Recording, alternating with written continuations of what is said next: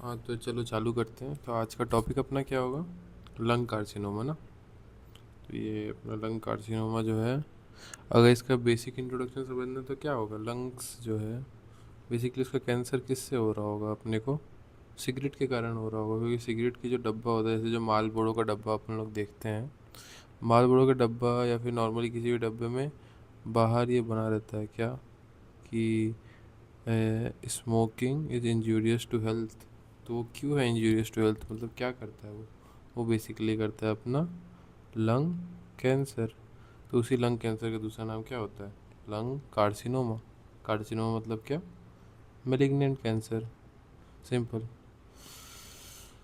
तो देखो, इसके बारे में समझते हैं। तो ये क्या है, सबसे कोई कैंसर तो बहुत टाइप के हैं, जैसे कि फीमेल में क्या ब्रेस्ट कैंसर होता है, और मेल में सबसे ज़्यादा मान लो प्रोस्टेट कैंसर हो रहा है।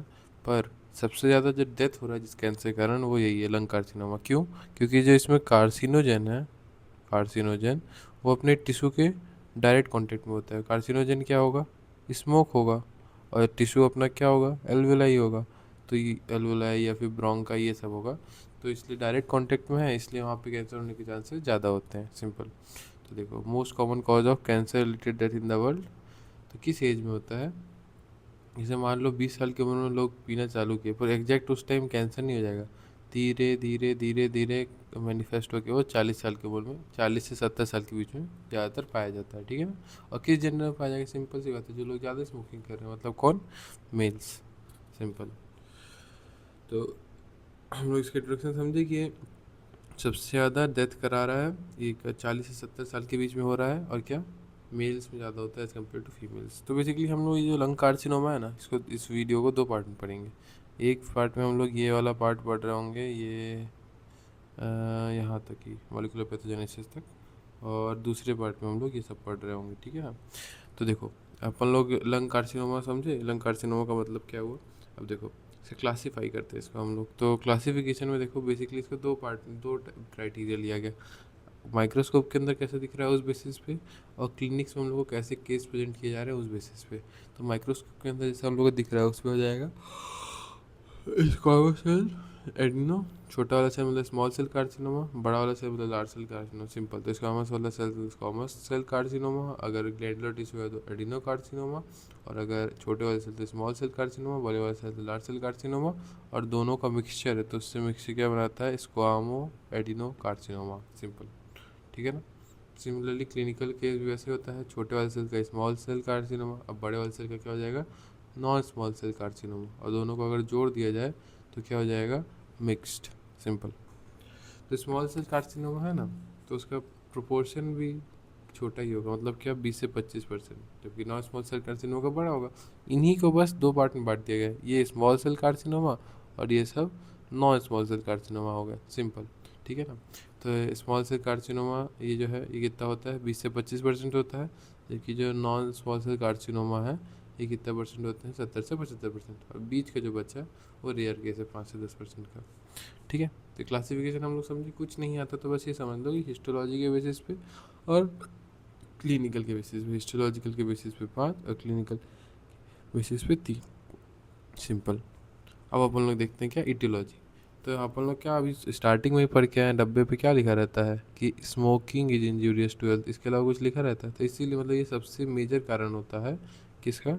लंग कैंसर का। तो वही ये बता रहा है कि 80% केसेस किस कारण से होता है? स्मोकिंग के कारण। हैवी स्मोकिंग जो अपन लोग करते हैं ना, उस बेसिस से। तो मतलब हैवी स्मोकिंग मतलब क्या? एक दिन में 40 से ज़्यादा सिगरेट पी रहा है अगर कोई, और तो बहुत दिनों तो बहुत सालों तक, तो क्या होता है ये, अपना जो कैंसर का चांसेस है वो 20 गुना बढ़ा देता है। क्यों? क्योंकि अपने जो एपिथेलियल है ना, अपना रेस्पिरेटरी एपिथेलियम, उसमें चेंजेस आने लग जाते हैं हिस्टोलॉजिकल। क्या, पहले तो उसका शेप बदलता है, मतलब क्या, डिस्प्लेशिया होता है। और फिर वो डिस्प्लेस सेल्स, अलग अलग टाइप के सेल्स जो ख़राब हो चुके हैं, वैसे टाइप के अपने आप के और अपना ही और कॉपी बनाते हैं, मतलब हाइपरप्लेशिया हो जाता है। तो डिस्प्लेशिया और हाइपरप्लेशिया, तो सबसे मेजर कॉज जो है, 80% कारण क्या हो सकता है? स्मोकिंग, वो भी हैवी। हैवी मतलब क्या? 40 सिगरेट पर डे, वो भी 20, मतलब अगर वो 20 गुना अपना वो रेट बढ़ा दिया है, ठीक है ना, चांसेस बढ़ा दिया है। अब 20% जो केस बचा अपना, 20% केस, उसमें देखो उसको हम लोग ऐसे पार्ट करो, बाहर से अंदर की तरफ आओ। तो सबसे बाहर इंडस्ट्री होता है, उसके बाद अपना घर पे आते हैं, और घर में भी अपन है तो ह्यूमन बॉडी। तो इंडस्ट्री में देखेंगे ना तो इसमें एक्सपोजर हो रहा है हार्मफुल चीज़ों से। जैसे अगर न्यूक्लियर फैक्ट्री में कोई काम कर रहा है तो उसको रेडिएशन एक्सपोजर होगा। अगर कोई माइन में काम कर रहा है तो उसको यूरेनियम से एक्सपोजर हो सकता है। और कोई स्मोकर है और उसका एस्बेस्टोस का वही फैक्ट्री है यहाँ पे, एस्बेस्टोस एस्बेस्टोस समझते हो, जो सीट बनता है, जो अपना घर होता है ना, तो उसके ऊपर जो ये सीट लगता है ना, ये ऐसे ऐसे ऐसे ऐसे वाला, उसी को एस्बेस्टोस की सीट बोलते हैं। तो उनमें अगर एस्बेस्टोस का एक्सपोजर होता है तो भी चांसेस ऑफ क्या कैंसर बढ़ जाता है, लंग कैंसर। तो देखो पहले बाहर गए, बाहर हम लोग का एक्सपोजर क्या रह गया। अगर हम लोग न्यूक्लियर फैक्ट्री में काम करते थे तो हम लोग को रेडिएशन एक्सपोजर हो सकता था। अगर हम लोग माइन में काम करते थे तो यूरेनियम एक्सपोजर हो सकता था। और हम लोग एक्सपोजर स्मोकर है तो हम लोग ऐसी जगह काम करते हैं जहाँ सीट बनते हैं, तो एस्बेस्टोस के एक्सपोजर से भी दिक्कत है। फिर अंदर आओ इंडोर, तो इंडोर में जो रेडॉन गैस जो फ्रिज में पाया जाता है उसमें, उसके कारण भी हो सकता है। और ह्यूमन बॉडी, तो ह्यूमन बॉडी में देखो मॉलिक्यूलर जेनेटिक्स और बस दो पार्ट है, डीएनए और इन्फ्लामेशन, सिंपल, डीएनए और इन्फ्लामेशन, दो पार्ट हुआ अपना। ठीक है, तो देखो डीएनए वाले पार्ट में क्या होता है, डीएनए वाले पार्ट में, तो डीएनए वाले पार्ट में बेसिकली देखो मॉलिक्यूलर जेनेटिक्स में दो पार्ट है, एक स्मॉल सेल कार्सिनोमा और एक नॉन स्मॉल सेल कार्सिनोमा, दोनों का हो सकता है। तो देखो स्मॉल सेल कार्सिनोमा के नाम में छोटा है तो उसमें क्या बढ़ रहा होगा, मतलब एम्प्लीफिकेशन हो रहा होगा, किस चीज़ का, मिक फैमिली का, माइक से याद कर सकते हैं इसको, मिक फैमिली का एम्प्लीफिकेशन हो रहा है। जबकि नॉन स्मॉल सेल कार्सिनोमा की बात करें, अब उसमें नॉन स्मॉल सेल मतलब बड़ा, तो उसके नाम में बड़ा है, तो हो रहा होगा उसमें कुछ छोटा, मतलब कि ट्यूमर सप्रेसर जीन का इनएक्टिवेशन हो रहा होगा, म्यूटेशन हो रहा होगा। तो अगर वो सप्रेस म्यूटेटेड हो जाएंगे, mutated tumour suppressor gene suppress नहीं कर पाएगी, सिंपल। तो इसके अंदर क्या क्या आ जाता है, इसके अंदर आता है PCR cytochrome P53 CDK1 inhibitor, और ये आर से आ जाता है RB1, सिंपल। तो ये अपना क्या हो गया, मॉलिक्यूलर जेनेटिक्स। तो मॉलिक्यूलर जेनेटिक्स दो पार्ट का था, एक स्मॉल सेल कार्सिनोमा उसमें स्मॉल है तो इसलिए एम्प्लीफिकेशन हो रहा है किसका, एक फैमिली का, और एक नॉन स्मॉल सेल कार्सिनोमा उसमें नॉन स्मॉल है मतलब लार्ज है, मतलब इसमें क्या हो रहा है, सप्रेशन हो रहा होगा, ट्यूमर सप्रेशर जीन का। तो इसके एग्जाम्पल है PCR P53 CDK1 और RB1। और स्कारिंग देखते हैं, तो स्कारिंग में क्या हो रहा है अपना, बेसिकली ये अपना यहाँ पे बीच में ट्यूमर सेल्स है, उसके आसपास क्या डेस्मोप्लास्टिक रिस्पॉन्स प्रोड्यूस करवा रहा है, जिसके कारण क्या होगा, स्कार फॉर्मेशन होगा। तो वोंड, ग्रैनुलोमेटस इन्फ्लामेशन या फिर फॉरेन बॉडी के किसी कारण से स्कार का फॉर्मेशन हो रहा होगा, सिंपल।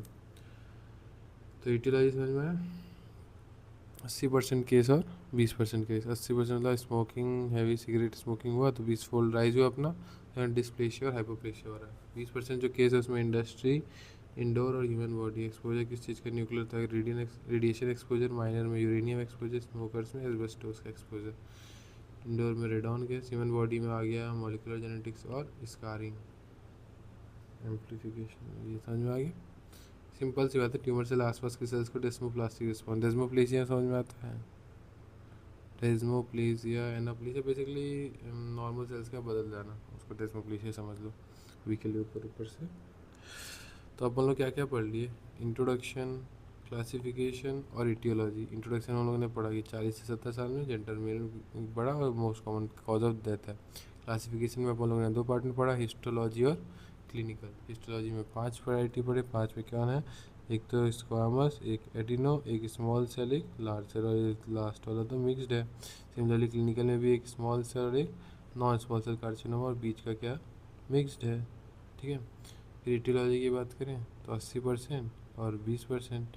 तो 80% केसेस किन कारण से होता है, स्मोकिंग के कारण होता है, जबकि 20% केस जो है वो किन के कारण होता है, बाहर से अंदर के कारण। बाहर से अंदर मतलब क्या, पहले एक्सपोजर कर दो इंडस्ट्री में किन किन चीज़ों का, रेडिएशन, यूरेनियम, एस्बेस्टोस। फिर इंडोर में रेडॉन गैस का एक्सपोजर कर दो, और मॉलिक्यूलर जेनेटिक्स, मॉलिक्यूलर जेनेटिक्स में अपना देखिए small cell carcinoma, non small cell carcinoma, small cell carcinoma में एम्प्लीफिकेशन हो रहा था, इसमें क्या इनएक्टिवेशन हो रहा है PCR का, ठीक है। लास्ट में अपना आता है स्कारिंग। तो मॉलिक्यूलर पैथोजेनेसिस समझते हैं, तो कौन से जीन्स का सप्रेशन और एलिवेशन हो रहा है उनका, है ना। तो देखो दो टाइप के कैंसर है अपने पास, एक है क्या स्मॉल सेल कार्सिनोमा, और एक अपने पास क्या है नॉन स्मॉल सेल कार्सिनोमा, ठीक है ना। तो देखो स्मॉल सेल कार्सिनोमा में जो होगा उसमें इनएक्टिवेशन किसका होता है, ट्यूमर सप्रेशर जीन का, जबकि इसमें एक्टिवेशन हो जा रहा है अपना ऑन्कोजीन्स का, है ना। हो हाँ, तो हाँ, तो सिंपल सी बात है इसमें। अच्छे बेसिकली जो अच्छे लोग होंगे ना उनको इनएक्टिवेट करो और बुरे लोग को बढ़ाओ, सिंपल सी बात है। तो इसमें अच्छे लोग कौन है? दो लोग हैं अच्छे लोग, एक टपोरी भाई और एक भगवान, दो लोग अच्छे हैं। तो टपोरी मतलब क्या? TP53 और RB, इनका क्या हो रहा है? सप्रेशन, इनएक्टिवेशन हो रहा है, तो इनका फंक्शन लॉस्ट हो जा रहा है, तो ये सप्रेस ही नहीं कर पा रहे हैं, तो अपना ट्यूमर अपना मैनिफेस्ट होने लग जाएगा। सिमिलरली एक्टिवेट कर दो जो कैंसर कराते हो, कैंसर कौन कराते हैं? वो है मिक्स फैमिली, हम लोग पढ़ के आए यहाँ पे। स्मॉल सेल कार्सिनोमा में क्या एम्पलीफिकेशन होता है ना, तो ये दो पार्ट है। तो स्मॉल सेल कार्सिनोमा के दो पार्ट हुए, एक इनएक्टिवेशन और एक एक्टिवेशन। इनएक्टिवेशन अच्छे लोग का, एक्टिवेशन बुरे लोग का। अच्छे लोग कौन है? टपोरी भाई और रब, और ये है गंदे लोग में, गंदे लोग का एलिवेशन मतलब mix family. Similarly non small cell carcinoma में दो पार्ट है, एडिनो कार्सिनोमा और स्क्वामोस सेल कार्सिनोमा। तो देखो एडिनो कार्सिनोमा में हम लोग का एक्टिवेशन हो रहा है, एक्टिवेशन ऑफ ऑन्कोजीन। मतलब देखो ए से एडिनो, ए से सिर्फ एक्टिवेशन इसमें पाया जाएगा। तो किन का एक्टिवेशन होगा? तीन औरतों का हो रहा होगा, तीन एक्स्ट्रा चीज़ों का हो रहा होगा और एक खाने का चीज़ का हो रहा होगा। तो तीन औरतों में क्या क्या हो रहा है? इलेक्ट्रॉनिक गर्लफ्रेंड मतलब क्या? EGFR, ठीक है। ये एक ब्रा से जोड़ सकते हैं अपन लोग, ब्रैफ, ठीक है। और एक अलका याग्निक से जोड़ सकते हैं, ALK। तीन लड़कियां हो गई अपने पास, EGFR, ब्रैफ और ALK। फिर तीन एक्स्ट्रा चीज़ें, तीन एक्स्ट्रा चीज़ें क्या है? अर्थ पैलिसिस से निकाल लो अब2, फिर अपना MIT से निकाल दो MET, और रेड से निकाल दो RET, सिंपल। तो अब2, MET और RET, और लास्ट में खाने की चीज़ है आमरस, तो उससे हम लोग निकाल सकते हैं केरास, समझे। तो एडिनो कार्सिनोमा में एक्टिवेशन हो रहा है ऑन्कोजीन्स का, उसमें कौन कौन सा है? EGFR, ब्रैफ और अल्का याग्निक। तीन हालत चीज़ों में क्या है? ये ERB2, मेट और रेट, और लास्ट में अपना क्या है? Keras, simple. अब इस कॉमर्शियल कार्सिनोमा की बात करें, तो इस कॉमर्शियल कार्सिनोमा में अपने पास दो पार्ट हैं। दो पार्ट कौन कौन से? इसके अंदर तीन आते थे ना, adeno carcinoma, squamous cell carcinoma और लार्ज सेल कार्सिनोमा। तो स्क्वामस कार्सिनोमा में भी वही, अच्छे लोगों को दबाओ और बुरे लोग को उठाओ। तो अच्छे लोग कौन दब रहे भाई? PCR, P53, CDK N2, CDK family, CDK inhibitors और RP जीन। और एक्टिवेट किसको करना है? बुरे लोगों को, मतलब क्या? फॉरेन की गर्लफ्रेंड और MIT। तो मिक्स हो रहा होगा, तो उसके बाद कंफ्यूज नहीं करके इससे पहले देखो स्मॉल सेल कार्सिनोमा था। स्मॉल सेल कार्सिनोमा में अच्छे लोगों को दबाना था, बुरे लोग को उठाना था। अच्छे लोग कौन थे? टपोरी भाई और रब, मतलब क्या? TP53 और RB1। सिमिलरली एक्टिवेट करना था क्या? बुरे लोग को। बुरे लोग कौन है? मिक्स फैमिली के। सिमिलरली अब नॉन स्मॉल सेल कार्सिनोमा है। नॉन स्मॉल सेल कार्सिनोमा में दो पार्ट है, एडिनो कार्सिनोमा और स्क्वामस सेल कार्सिनोमा। तो एडिनो कार्सिनोमा में सिर्फ एप्लीफिकेशन पाया जाएगा इनका 3-3-1। 3-3-1 मतलब क्या? अपना यहाँ पे हो गया EGFR, हल्का और ब्रैफ। फिर तीन में क्या हो गया? मेट, मेट हो गया, रेट हो गया, और अपना क्या हो गया? ERB2। और एक जो है वो क्या है? अपना केरास, ठीक है ना। फिर जो अपना स्क्वामस सेल्स है उसमें भी इनएक्टिवेशन और एक्टिवेशन, और अच्छे तो अच्छे लोग इनएक्टिवेशन मतलब क्या? वही PCR, ठीक है ना। तो P53, CDK N2A और अपना RB। और एक्टिवेशन बूढ़े लोगों का मतलब क्या? फॉरेन की गर्लफ्रेंड, FGFR और MET। चलो सिक्वेंशियल एपिथेलियल चेंजेस देखिए तो क्या हो रहा है, देखो पहले नॉर्मल है ये, यहाँ पे देखो ये बेसल एपिथेलियम है ना, इनकी बात कर रहे हैं हम लोग। तो बेसल एपिथेलियम अपना नंबर बढ़ाएगा वैसे, मतलब हाइपरप्लेशिया हो रहा है, ये देखो अपना नंबर बढ़ा लिया। अब वो अपनी वैरायटी को बदलेगा, तो देखो वैरायटी को बदल लिया, यहाँ जाके ऊपर ऊपर जाके वैरायटी को बदल लिया, मतलब क्या? मेटाप्लेशिया की। अब वैरायटी बदलने के बाद उसका शेप ही बदल जाएगा। एक लेयर तक ही बदले, इतना नीचे 2/3 तक बदले तो उसको हम लोग क्या बोलेंगे? डिस्प्लेशिया। और अगर पूरे एरिया में फैल जाए तो उसको हम लोग क्या बोलेंगे? कार्सिनोमा इन सिटू। और वो जब रेस्टिंग मेम्ब्रेन को ब्रीच कर दे तो उसको हम लोग क्या बोलेंगे? Invasive carcinoma, simple. तो देखो अपन लोग का नॉर्मल था बेसल, फिर उसने अपना नंबर बढ़ाया तो इतने सारे हो गए, फिर उसने अपना वैरायटी बदला, तो ये देखो ये अपना क्या हो गया? डिस्प्लेशिया, मेटाप्लेशिया। मेटाप्लेशिया के बाद उसने क्या किया? नीचे वाले एरिया को अफेक्ट किया, नीचे वाले एरिया में साइज का पूरा नाटक हो गया, शेप उसका कांस्टेंट नहीं रहा, तो उसको हम लोग बोला डिस्प्लेशिया। और फिर डिस्प्लेशिया के बाद पूरे में शेप बदल गया, मतलब क्या? कार्सिनोमा इन सिटू। वो जब तोड़ के प्रेशर ज़्यादा हो रहा है तो बेसमेंट मेम्ब्रेन को जैसे ही तोड़ा वैसे ही कार्सिनोमा की कैटेगरी में आ गया, सिंपल, ठीक है। तो हम लोग अभी तक क्या क्या पढ़ लिए? हम लोगों ने पढ़ा इंट्रोडक्शन, एज और जेंडर इसके अंदर आया। अपन लोगों ने पढ़ा क्लासिफिकेशन, इसके अंदर हिस्टोलॉजिकली 5 पार्ट में बांटे और क्लिनिकली 3 पार्ट में बांटे। इटियोलॉजी पढ़ी, इटियोलॉजी में हम लोगों ने 80 और 20% में बांटा। 20% को भी अंदर से बाहर से अंदर, मतलब क्या, इंडस्ट्री, हाउस और क्या, ह्यूमन बॉडी में बांटा। इंडस्ट्री में अपन लोगों ने एक्सपोजर दिए 3 चीज़ का, हाउस में तो रेडाउन गैस था, और ह्यूमन बॉडी में 2 पार्ट, एक मॉलिकुलर जेनेटिक्स और स्कारी, और मॉलिकुलर जेनेटिक्स को 2 स्मॉल सेल कार्सिनोमा और नॉन स्मॉल सेल कार्सिनोमा में बांटा। सिमिलरली अपन लोगों ने मॉलिकुलर पैथोजेनेसिस में भी 2 पार्ट में बांटा, स्मॉल सेल और non small cell. Small cell में घटाया, इनएक्टिवेट और एक्टिवेट किया। नॉन स्मॉल सेल को पहले फिर एडिनो और स्क्वामस किया। एडिनो को एक बार ए से एक्टिवेशन ही कराया बस, स्क्वामस में एक्टिवेशन और सप्रेशन दोनों कराया। और फिर एपिथेलियल में क्या चेंजेस है ये देखें अपन, ठीक है ना, सिंपल। चलो ये वीडियो में इतना ही काफ़ी है।